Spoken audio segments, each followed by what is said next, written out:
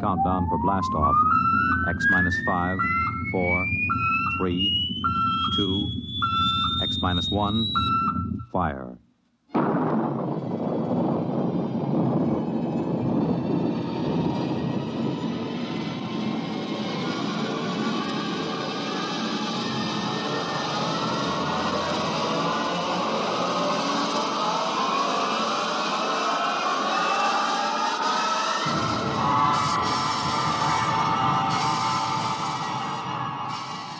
From the far horizon of the unknown come tales of new dimensions in time and space.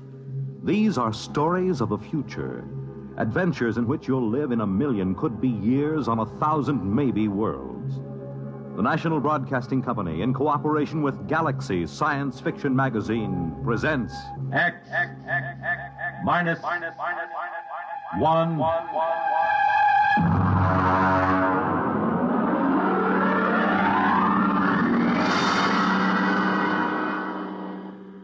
Tonight, The Light, by Paul Anderson.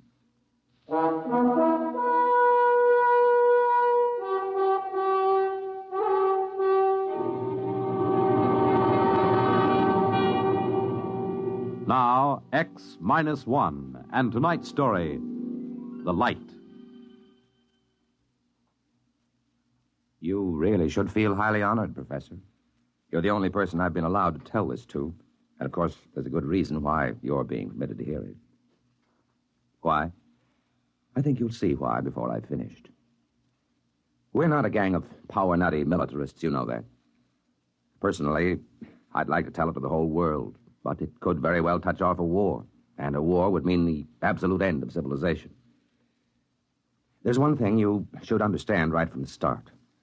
Just because I know enough math and physics, just because I could pass the most rigid physical exam ever devised, doesn't mean I don't know anything about culture and art. When they picked me for the 3-man crew for the first landing on the moon, they were a little condescending about that side of my background.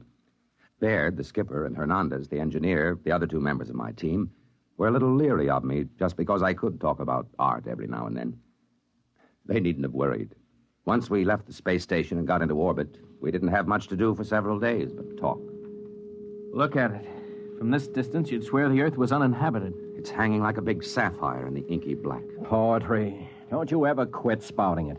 Why are you writing me all the time, Baird? Maybe I don't trust a scientist who keeps talking about art all the time. You think there's no connection between the two? I know blamed well there isn't. I always thought that when you got up this high, you could make out the continents. I can't tell where the sea ends and the land begins. It's the clouds lying all over the surface that make it so tough. I think that's Russia coming into view, isn't it, Skipper? According to the orbital schedule, that should be Siberia emerging from the Terminator right about now. Are they watching us, I wonder? Why not? They've got a space station of their own with good telescopes on it. Yeah, and I'll bet they're hoping that we smack into a meteor. Maybe they don't have to hope. Maybe they've already arranged an accident. I doubt it, Baird. They wouldn't risk sabotaging us. Not on a trip like this with the whole world watching. Because it might start a war? Don't make me laugh. Nobody's going to start shooting when they know the whole world will go up in smoke just to avenge 3 spacemen and a $10 million hunk of ship. Ever hear of chain reaction? One sharp diplomatic note might set off the whole thing. You think our own government would be sending us to the moon if there were any military advantage to be gained from it? Then what's the idea? Why are we doing this? Prestige. Yeah. They put up the first satellite, built the first space station. Now we've got to be the first man to step on the moon, or the rest of the world will start looking on us as a second-rate power. You make it sound like some kind of game. Oh, it is, Hernandez. The deadliest game mankind ever played. One false move and bang, the whole world goes up in a mushroom cloud. How long will it go on? That's what gets me. As long as there's a balance of power. But let one side, Russia or us, find a really new concept, something the other side doesn't even dream about, and it'll be all over. Suppose they find it before we do. That'll be too bad for us.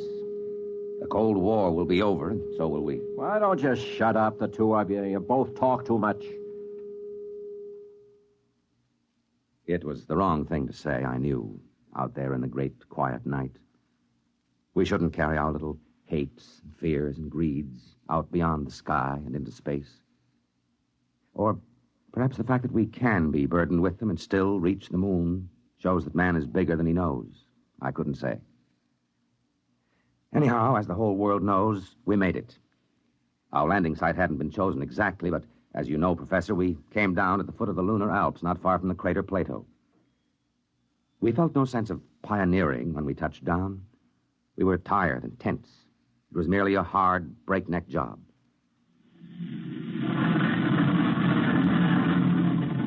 Hot rockets. Rockets off.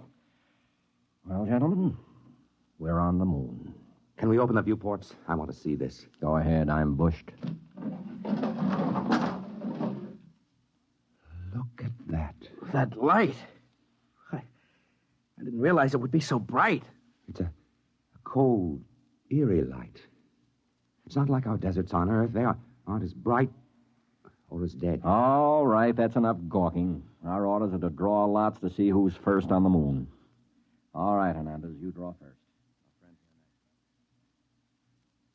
Well, Professor, we drew lots. And, of course, everyone knows who won. I did. I was to be the first man ever to set foot on the moon. At least for a little while, that's what I believed.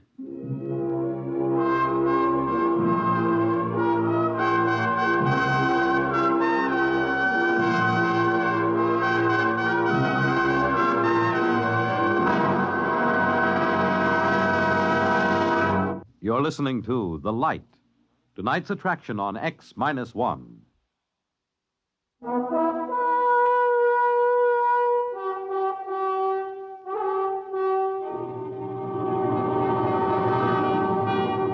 Now back to X-1 and The Light.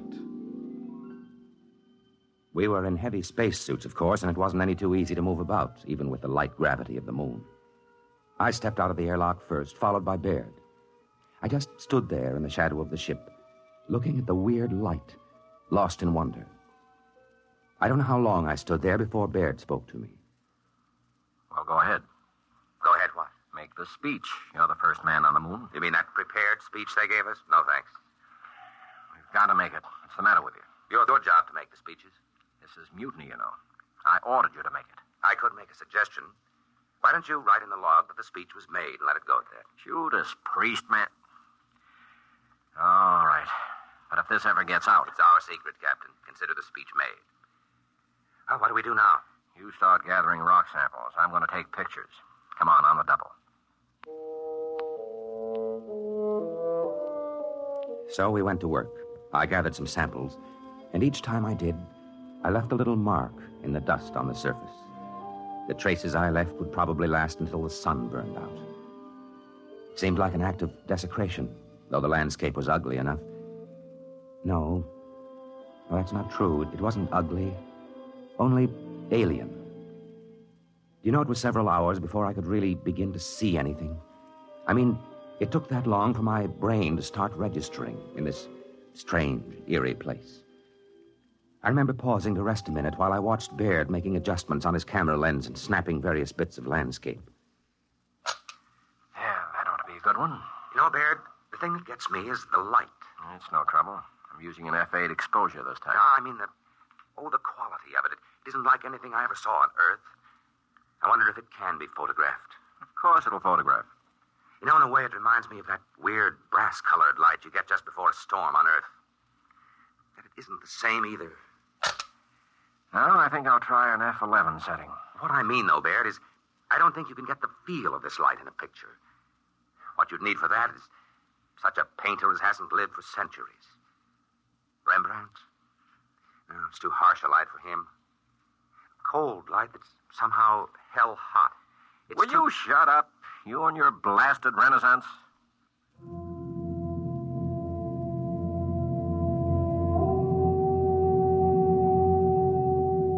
Well, I suppose Baird had a point. This was hardly the place for a chat about art.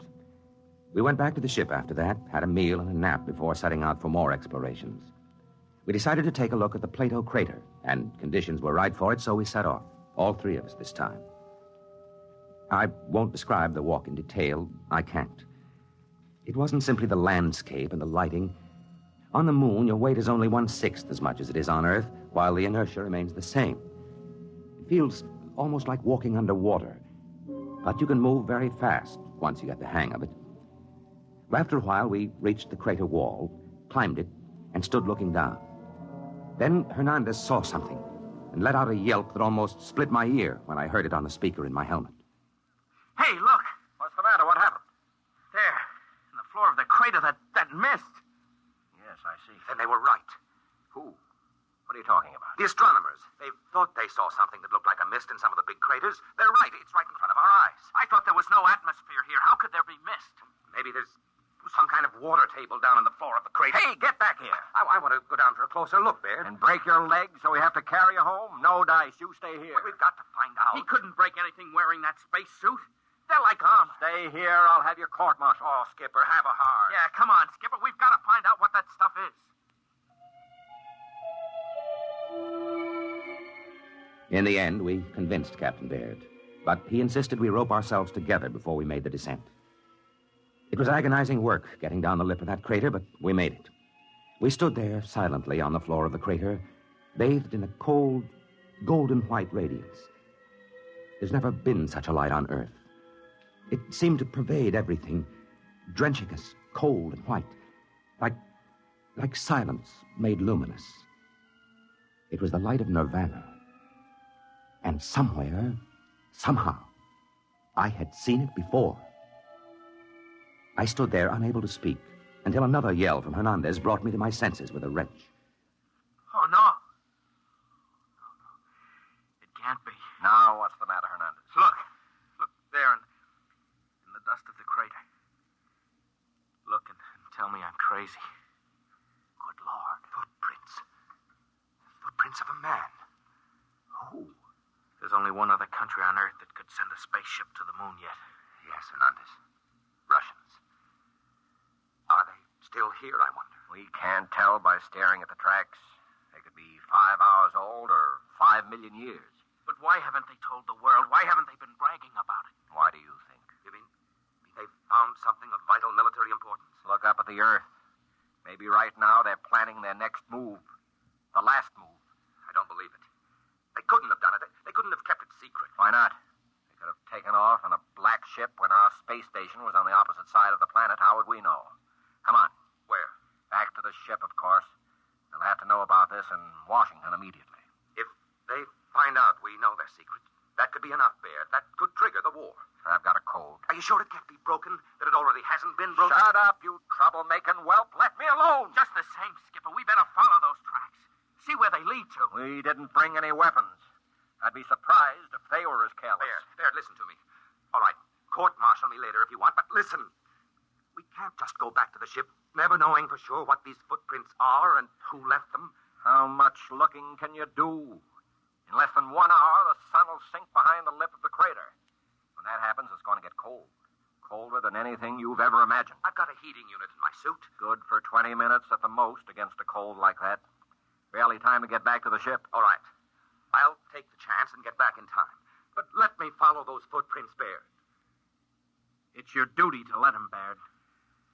All right, permission granted. God help you.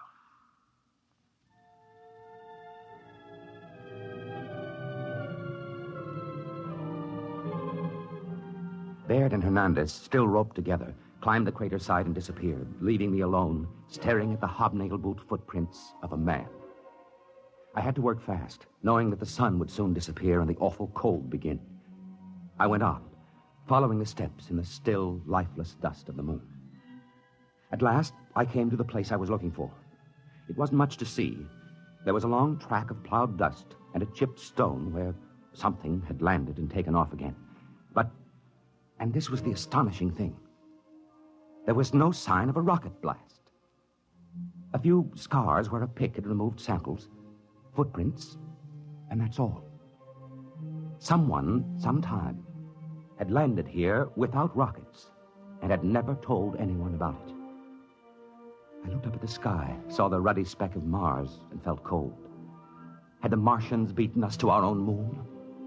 But I had to get back now. Every second longer that I remained whittled down my chances of ever reaching the ship again. I was about to start back when something caught my eye. A big chunk of rock with something carved on it. Something unmistakable. A cross. A million suns wheeled and glittered above me.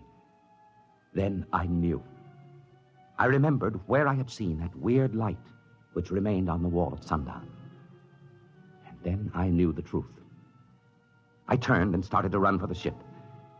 I almost didn't make it. Baird met me halfway, ripped off my pack, and connected another heating unit. Jackass! Puddin'-brain fool! I'm going to have you up before a court-martial, so help me if it's the last thing Even if I tell you who made those footprints in Plato? What? I can, you know. I've got it all figured out. And in a way, it's a good joke on you. All right, back into the ship with you, and let's hear the whole story. And it better be good.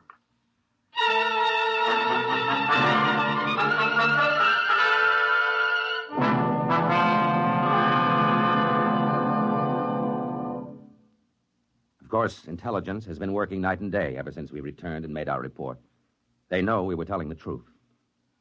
And that's why you've been drafted, Professor. We're going overseas together, you and I. Officially, we're tourists. You search the archives, and I'll tell you when you've turned up something we can use. Oh, we'll find it. We'll find something.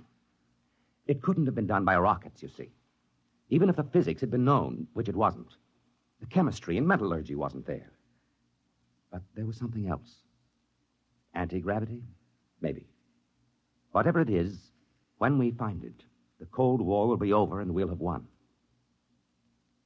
You don't get it? Professor, I'm shocked and grieved. You're a historian, a cultured man. All right, then. Our first stop is the National Gallery in London, where there's a painting called The Virgin of the Rocks. In that painting, you'll see a light, cold and pale and utterly gentle. A light which never shone on Earth. A light playing over the mother and child. And the artist, Professor, but of course you know the answer now. The artist was Leonardo da Vinci.